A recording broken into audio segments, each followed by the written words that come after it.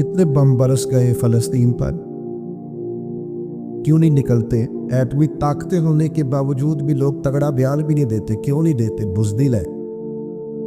मैदानों में एटमी बम से नहीं लड़ा जाता, ईमान की ताकत से लड़ा जाता है। तरस नहीं आता तुम्हें उन बच्चों पर, सिसकती बिलकती मखलूक पर? तो कहाँ है अक़वाम मुत्तहिदा की तंजीमें, और कहाँ है वो यूरोप जो कुत्तों और बिल्लियों के हुकूक पर तंजीमें बनाते हैं, जो जानवरों के हुकूक की बात करते हैं? वो कहाँ अपने दिलों में छुप गए? फ़लस्तीन के हस्पतालों पर बम बरसे तो तुम्हारा क्या ख्याल है? तुमसे हिसाब से नमाज रोजे का होना है? अल्लाह के बंदे तड़पते रहे और रब पूछेगा नहीं? रसूल पाक अलैहिस्सलाम ने तो फरमाया, मालिक क़यामत के दिन कहेगा, मैं जो उसकी शान के लायक है। अल्लाह फरमाएगा, मैं भूखा था, तूने खाना क्यों नहीं खिलाया? मैं प्यासा था, तूने, ये सही मुस्लिम की हदीस, मुझे कपड़ों की जरूरत थी, लाया क्यों नहीं? बंदा अर्ज़ करेगा, मालिक तो खाने पीने से पहनने से पाक है। पर आप फरमाएगा, वो जो तेरे पड़ोस में बंदा भूखा था, तो बंदा तो मेरा ही था ना। वो जो प्यासा तड़प रहा था, तो मेरा ही था ना। वो जिन हस्पतालों पे बम बरसते हैं, वो कौन है? वो जहाँ जनादे पर्दे को कफन मुनस्सर में, वो कौन है? जब वो पूछेंगे बुला के तुमको अपने सामने, तो क्या जवाब जुर्म दोगे तुम खुदा के सामने? तुम सो रहे हो, सियासतें कर रहे हो, इलेक्शन की बातें कर रहे हो? खुदा से डरो। एक बात बड़ी ज़रूरी है, वो मैंने आपसे ज़रूर करनी है। एक आयत है कुरान पाक की, सूरत बकरा पहला सिपारा आयत नंबर 120। अल्लाह ताला ने ना एक हद बयान कर दी। फरमाया, वलन तरदा अनकल यहूद वलन नसारा हत्ता तत्तबिया मिल्लतहुम। फरमाया, ये यहूदी और ईसाई तुमसे हरगिज़ राज़ी नहीं होंगे। ये कुरान है, और सादा तर्जमा तफसीर की भी ज़रूरत नहीं। ये मुआहदे कर लें, मोहब्बत के वादे कर लें, ये तुमसे राज़ी नहीं होंगे। कब राज़ी होंगे? हत्ता तत्तबिया मिल्लतहुम, यहाँ तक कि तुम इनके दीन की पैरवी करने लग जाओ। मेरा जब पहली दफ़ा पासपोर्ट बना तो मैंने सारा पढ़ा, किताबें पढ़ने का शौक था शुरू से। उसके हर सफ़े पे लिखा है कि सिवाय इसराइल के, यानी आप पूरी दुनिया में ये सबज हिलाली पासपोर्ट लेके जा सकते हैं, खबरदार इसराइल आप ये पासपोर्ट लेके नहीं जा सकते। यानी इतनी नफरत किसी मुल्क से कि उस पर लिख के छाप दिया हर सफ़े पर कि ये पासपोर्ट सिवाय इसराइल के हर मुल्क के लिए कारामद है। मेरा सवाल है अरब के उन लीडरों से जिन्होंने इसराइल के साथ मुआहदा किया, मुझे बताओ, तुम्हें फ़लस्तीन की बेटियां भूल गई ना सारी की सारी? तुम्हें वो माँ भूल गई ना जो मस्जिद अक्सा के दरवाजे पे खड़ी होकर चीखें मारती थी और कहती थी, कोई अली को खबर करो कि मेरी बच्चियां कैद में हैं? वो भूल गई? तुम्हें वो बहन भूल गई ना जिस पर शराब की बोतल उंडेलते थे इसराइल के फौजी? वो आपको अभी भी वीडियो मिल जाएगी। वो उंडेलते थे शराब की बोतल, उसे पकड़ते थे, दस्त दराजी करते थे, और वो बेटी कहती थी, या रहमतल लिल आलम। भूल गया तुम्हें वो सारा कुछ? तुमने 1 मिनट लगाया और तुम मुआहदा किससे करवा रहे हो? अमेरिका के सदर से? इतना जुल्म किया तुमने, इतना कातिल के साथ मुआहदा? क्या समझते हो फ़लस्तीन वालों का कोई वाली वारिस नहीं? सुनो, मेरे रसूल करीम सल्लल्लाहु अलैहि वसल्लम ने फरमाया, मेरा कोई मालदार उम्मती दुनिया से चला जाए, पैसे जायदादें छोड़ के जाए, तो उसकी औलाद में बांट देना, लेकिन अगर उसके जिम्मे कर्जा हो तो मेरे पास आ जाना, मैं अपने उम्मती का कर्ज अदा करूंगा। जिसका कोई वारिस नहीं होता, मदीने वाला उसका वारिस होता है। मैं कर्ज दूंगा अपने उम्मती का। क्या समझते हो फ़लस्तीनी लावारिस है? सुबह क़यामत नबी पाक तुमसे सवाल करेंगे, तुम्हें अल्लाह के हुजूर हाजिरी देनी है। क्यों नहीं सुलह करता इसराइल फ़लस्तीन के साथ? लबनान के साथ दोस्ती क्यों नहीं करता? शाम सारा कट गया इसराइल की वजह से। रात तुम्हें ख्याल आया उनके साथ मुआहदा करने का? हमें सबक पढ़ाते हो, खुदा से डरो। और फिर इकबाल कहते हैं, मुसलमानों से मायूस ना होना, हुक्मरानों से ज़्यादा उम्मीदें भी ना लगाना। वो जो छोटे छोटे लोग निकले थे ना सहरा से, बज़ाहिर गरीब थे, बज़ाहिर उनके पास माल नहीं था, वो खालिद बिन वलीद जैसे, वो साद बिन अबी वकास जैसे, बज़ाहिर उनके पास ज़्यादा असला नहीं था। इकबाल कहने लगे, मायूस ना होना, ये नहीं कहना बन कुछ नहीं सकता। फरमाने लगे, रात मैंने सुना है फरिश्ते आपस में बातें कर रहे। वाह इकबाल, तेरा भी अंदाज कितना निराला है। कहने लगे, रात फरिश्ते आपस में बातें कर रहे थे, मैंने सुन ली है। भला वो क्या कह रहे थे? ये सारे लोग ना खालिद बिन वलीद, साद बिन अबी वकास, ये सहरा के रहने वाले, और उस वक़्त की सबसे सुपर पावर रोमा कहलाती, उलट पुलट के रख दी सारी रोमी सल्तनत। तो इकबाल कहने लगे, रात फरिश्ते आपस में बातें कर रहे थे, کہ سنا ہے پاکستان کے ہندوستان کے مسلمان جوان مایوس ہو گئے. کہنے لگا نہ مایوس ہونا، نکل کے صحرا سے، جس نے روما کی سلطنت کو الٹ دیا تھا، نکل کے صحرا سے. گرمی دیکھو اس شیر، ولولہ دیکھو اس مرد کا جو مصور پاکستان ہے. نکل کے صحرا سے جس نے روما کی سلطنت کو الٹ دیا تھا، سنا ہے میں نے یہ قدسیوں سے. وہ شیر پھر ہوشیار ہوگا. وہ کل باتیں کر رہے تھے کہ بہت سارے ان میں سے پھر جاگ گئے اور بڑی جلدی وہ بلاک بنائیں گے. سنا ہے میں نے یہ قدسیوں سے کہ وہ شیر پھر ہوشیار ہوگا. وہ آئے گا میدان میں، نکلے گا اور انشاءاللہ یہی چراغ جلے گا تو روشنی ہو. قرآن مجید نے واضح کہہ دیا ہے کہ یہودی اور عیسائی تم سے راضی نہیں ہو سکتے حتی تتبع ملتہم، جب تک کہ تم ان کے دین کی پیروی نہ کرو. ان کو کسی طریقے سے معاذ اللہ عیسائی بنایا جائے. نبی پاک علیہ السلام کی جو محبت ہے نا، وہ انسان کے لیے زندگی کو آسان کر دیتی ہے. حضور سے پیار ہوتا ہے نا تو بندہ نفرت کرنی ویسے ہی چھوڑ دیتا ہے. حضور سے پیار کرتا ہے، ہرس حوث لالچ ویسے ہی نکل جاتا ہے. جب حضور سے محبت ہو جاتی ہے، نماز پڑھنا، درگزر کرنا، درود شریف پڑھنا، قرآن پاک پڑھنا، دین کی خدمت کرنا، حتیٰ کہ جان دینا بھی آسان ہو جاتا ہے. نبی پاک علیہ الصلوۃ والسلام کی محبت انسان کو کبھی بھی پریشان نہیں ہونے دیتی، الجھنے نہیں دیتی، تازہ دم رکھتا ہے حضور کا پیار. شرط یہ ہے کہ محبت صحیح ہو، اصلی ہو، باطن میں ہو. یہ آپ کے ذہن کے اندر کبھی بھی کسی بدبو کو نہیں آنے دے گی، طبیعت کو تازہ دم رکھے گی، سکون میں رہے گی. لیکن نبی پاک علیہ السلام کی محبت کے کچھ تقاضے ہیں، ان تقاضوں کو سمجھنا پڑے گا. بالخصوص امت اس وقت جس جگہ پہ کھڑی ہے. آپ دیکھیں کہ اتنی بربریت اور اس جیتے جاگتے دیکھتے ماحول میں کہ جس میں ہر چیز کیمرے کی آنکھ دیکھ رہی ہے، اس میں اس قدر زیادہ اسرائیل کی جارحیت. اس کے جواب میں 2-3 تازیانے ہیں وہ سمجھنے والے. ایک ہے کہ میں کوئی جذباتی بات کروں گا، آپ اس کی تائید کر دیں گے. ایک ہے کہ پہلوؤں پر غور کرنے کا وقت ہے کہ اتنے کٹھن ماحول میں بھی اگر مسلم امہ کے لیڈر بیدار نہیں ہو رہے تو آپ کو پس منظر سمجھنا پڑے گا کہ ہم نے نبی پاک کی محبت کے تقاضوں کو نہیں سمجھا. حضور سے محبت ہے نا تو پھر نبی پاک کو تو سادہ طرز زندگی پسند ہے، حضور کو تو پسند نہیں ہے. اللہ کے محبوب نے تو دعا مانگ کے فقیری لی اللہ تعالیٰ سے. آپ کو پتہ ہے جب بندہ بہت زیادہ آسانیوں میں چلا جاتا ہے، بہت زیادہ اس کے پاس سہولیات ہو جاتی ہے، اس کا مرنے کو دل نہیں کرتا. خود نبی پاک علیہ السلام نے فرمایا قیامت کے قریب کافر تم پر جھپٹیں گے جس طرح بھوکے لوگ کھانے پر جھپٹتے ہیں.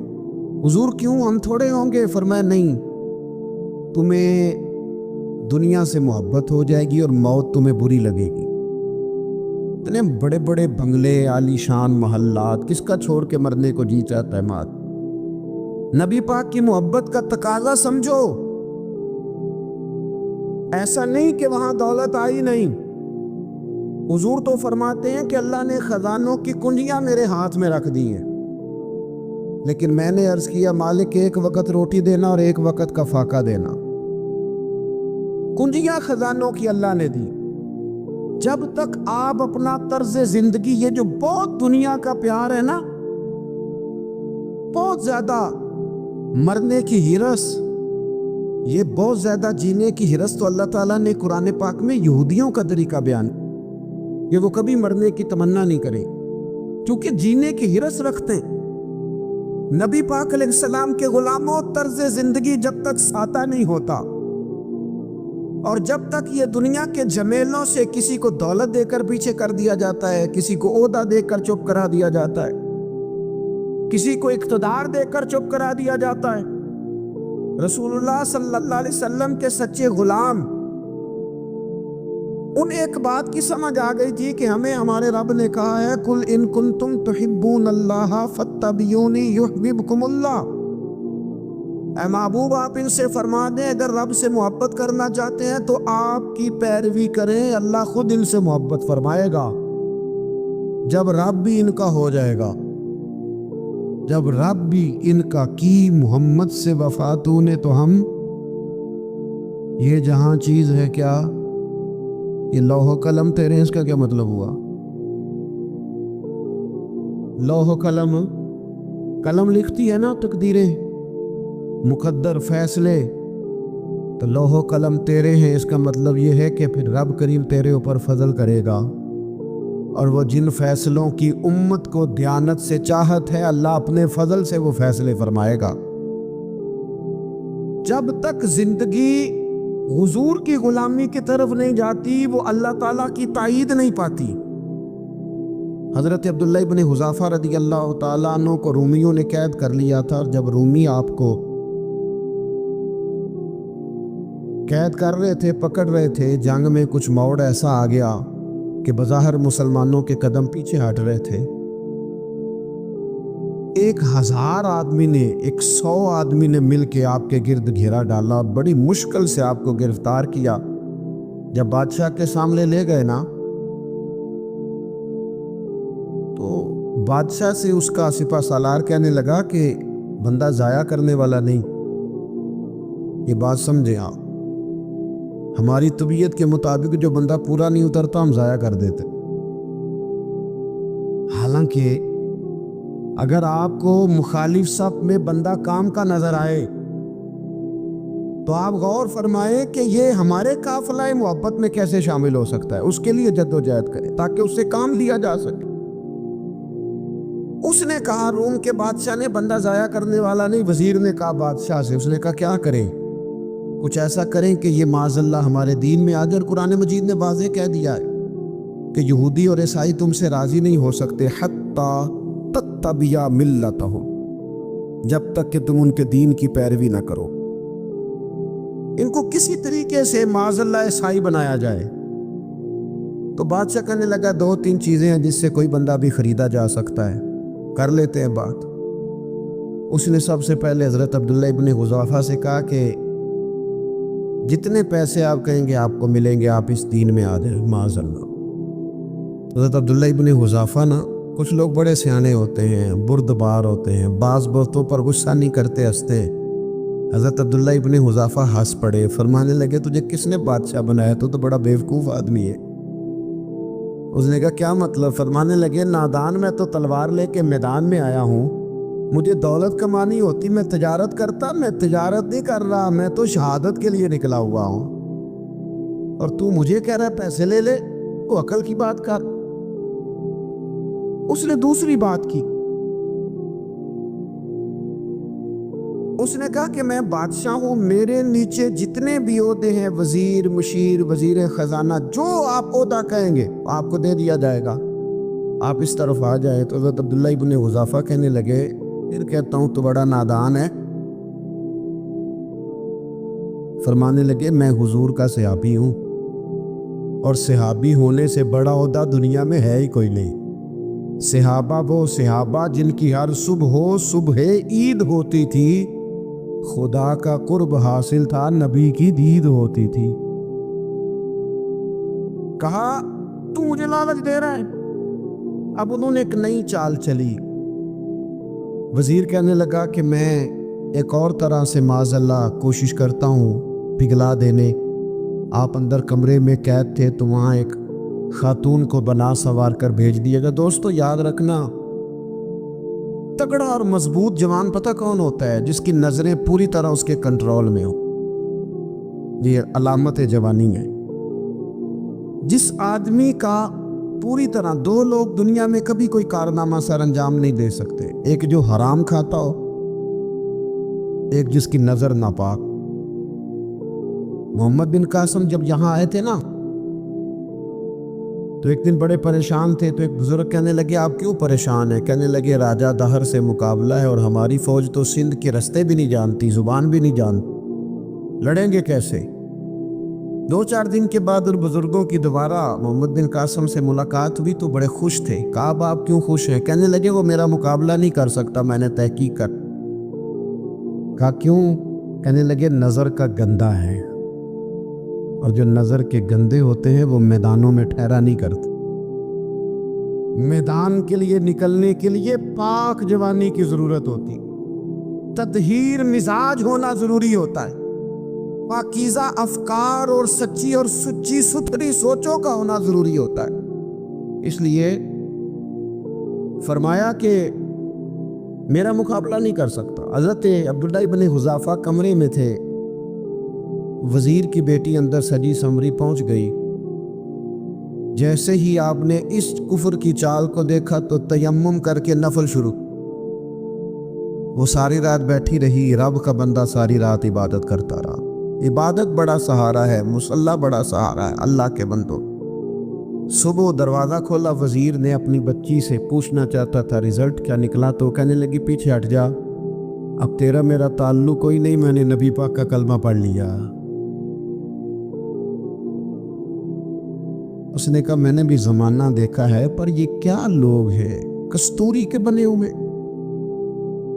سندل سے دھلے ہوئے، کہ میں ساری رات کمرے میں رہی اور 100 اور 1000 آدمی جس جوان کا مقابلہ نہ کر سکے، اتنا طاقتور جوان کمرے میں رہا اور اسے نظر اٹھا کے نہ دیکھا۔ او کچا رنگ للاری والا جڑا چڑھدا تے لیندا رہندا ہے، اے عشق تیرے دا رنگ محمد چڑھیا پھر نہیں لیندا۔ میں کہا ایک دفعہ نظر اٹھا کے نہیں دیکھا، کمال ہو گئی۔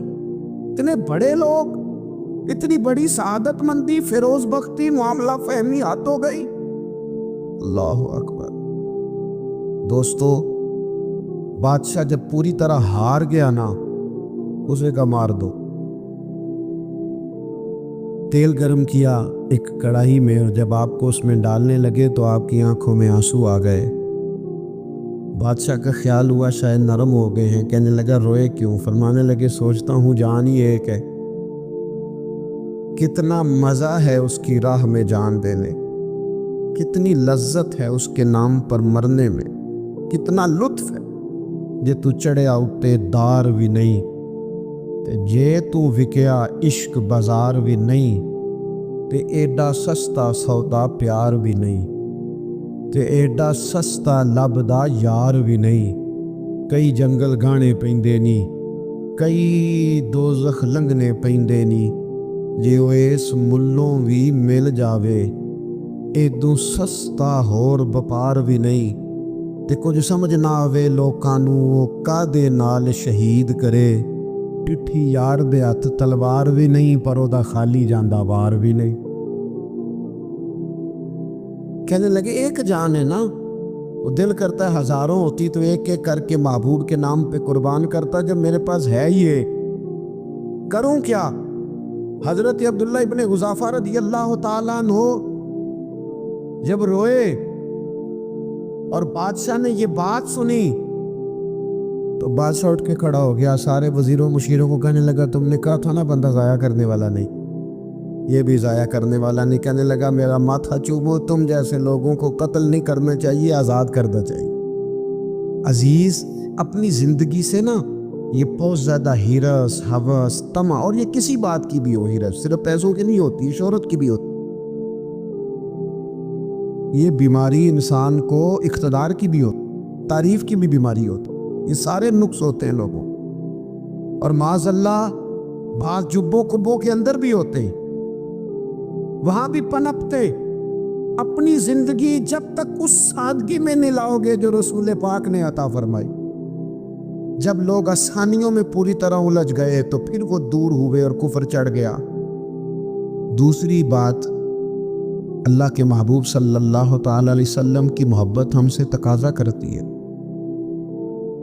کہ ہم اس مشن کے لیے کام کریں جس مشن کے لیے رسول پاک نے کام فرمایا۔ ہم سارے کام بڑی مضبوطی سے، سوچ سمجھ کے، تدبر سے، حکمت سے، تقاضوں کو مد نظر رکھتے ہوئے کرتے ہیں سارے کام۔ دین کے کام میں ہمارا مزاج نہیں ہوتا، او ہو جائے گا جی آپ بسم اللہ پڑھیں جی، شروع کریں جی۔ آپ تقاضوں کو سمجھیں، چیزوں کو دبائیں نہیں، چیزوں پر غور کریں۔ کسی کے ذہن کی سطح پر سوال ابھرتا ہے، اس کا تسلی بخش جواب دیں، اپنی زندگی میں دین کے کام کے لیے اپنے آپ کو وقف کرے. اور دین کے کام کے بہت سارے پہلو ہیں. ہزاروں لوگوں کو قرآن پاک ٹھیک پڑھنا نہیں آتا. ہزارہا لوگ ہیں جو قرآن مجید کے مطالب سے آگاہ نہیں ہیں. دین کی بنیادی ضروریات سے لوگ نابلد ہیں.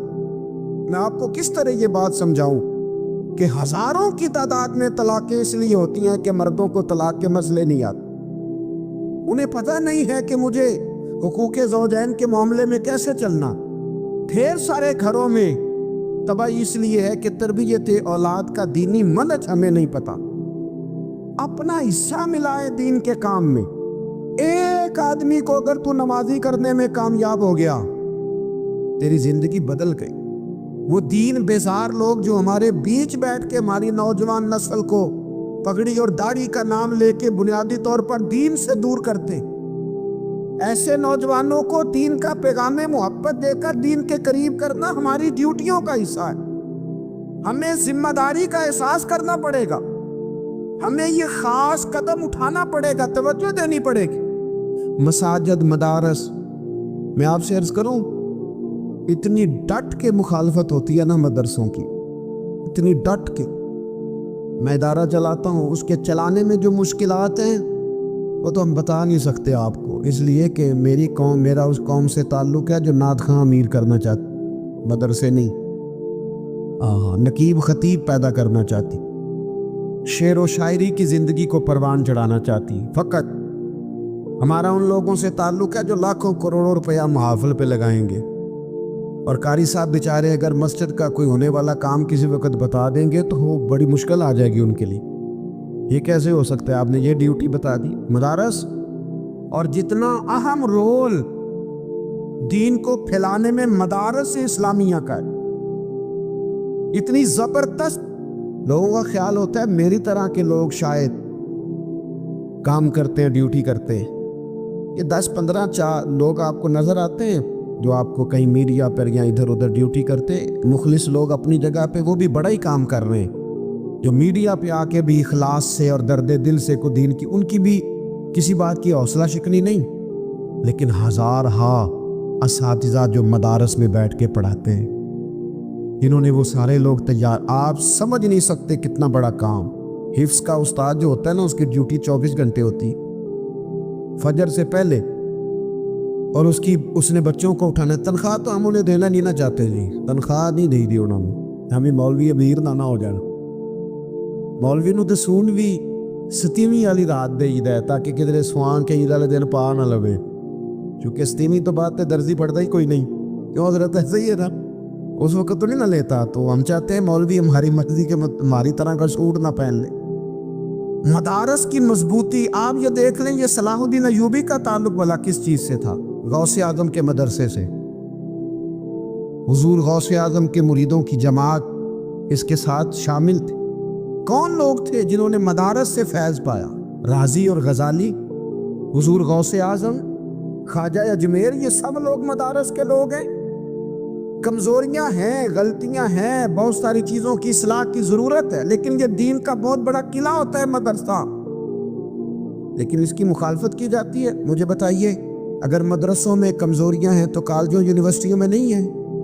ہم نے کبھی مخالفت کی ہے؟ بند کر دو سارے. لیکن لوگوں کا جب خیال آتا ہے, جب ہمارے ایک صاحب کا وزیر صاحب تھے سر راہ, کسی دعوت میں میری ان سے ملاقات ہو گئی تو انہوں نے کہا مدرسوں کا کردار کیا ہے آج کے ماحول. میں نے انہیں کہا کہ مختلف کورسز آپ کراتے ہیں نا, تو اس کے لیے پھر مختلف ویکینسیز ہوتی ہیں جہاں بچوں کو مدرسے کا کورس کرایا جاتا ہے تو استاد بننا ہوتا ہے, اس نے خطیب بننا ہوتا ہے, مسجد کی ڈیوٹی کرنی ہوتی. میں نے کہا بالکل کوئی حکومت سرپرستی نہیں کرتی, لیکن اللہ کا فضل ہے.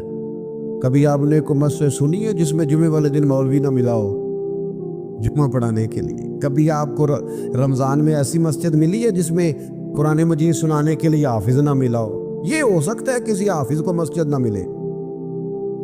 تو مدارس کے ذمے جو کام تھا مدارس نے جم کے کیا ہے اور ڈٹ کے کیا اللہ کے فضل سے.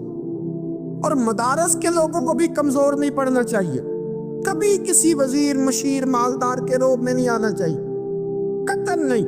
کیوں کہ یہ وہ عظیم لوگ ہیں رسول اللہ صلی اللہ علیہ وسلم کے دین کے غلام کہ ابھی ایک لفظ نہیں پڑھا ہوتا الف با تا سا، پہلے دن گھر سے نکلتے ہیں تو حضور فرماتے ہیں اللہ کے فرشتے ان کے پیروں کے نیچے پر بچھا بھی دیتے ہیں، پہلے دن اتنا بڑا اعزاز ملتا ہے۔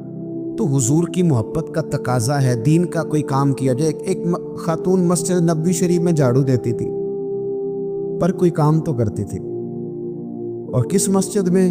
جہاں 70,000 فرشتے صبح آتے ہیں 70 شام آتے ہیں، اس مسجد میں وہ خاتون جھاڑو دیتی تھی۔ بخاری ہے، جب ان کا انتقال ہو گیا صحابہ نے سوچا کہ حضور کو تکلیف ہوگی، بغیر بتائے جنازہ پڑھ دیا۔ حضور صبح تشریف لائے، تازی قبر دیکھی، اور محبوب وہ ہیں جو فرش پہ کھڑے ہو کے عرش کی خبریں دیتے ہیں۔ نبی پاک علیہ الصلوۃ والسلام نے فرمایا کہ مجھے اطلاع کیوں نہیں دی اس کے انتقال کی؟ یہ کرم دیکھو، کوئی ڈیوٹی تو کرتی تھی نا یار، پر خلوص سے، پر پیار سے، پر اللہ کو راضی کر دے گا، پر درد دل سے۔ اور دین کی ڈیوٹیاں کرنے والے دوستو سنو، حضور صبح آئے، قبر کو دیکھ کر فرمایا مجھے کیوں نہیں بتایا؟ یا رسول اللہ آپ کو تکلیف دینا مناسب نہ جانا؟ تو قبر پہ کھڑے ہو کے حضور نے فرمایا صف بناؤ، میں دوبارہ جنازہ پڑھاؤں گا، صف بناؤ میں دوبارہ جنازہ پڑھاؤں گا۔ کوئی ڈیوٹی تو۔ تیسرا تقاضا حضور کی محبت کا، سمجھو میں بس بڑی جلدی بات سمیٹنے لگا ہوں، حضور کی امت سے پیار کرو، یہ نبی پاک کی محبت کا تقاضا۔ حضور اس بندے سے بڑے راضی ہوتے ہیں جو حضور کی امت سے پیار کرتا ہے۔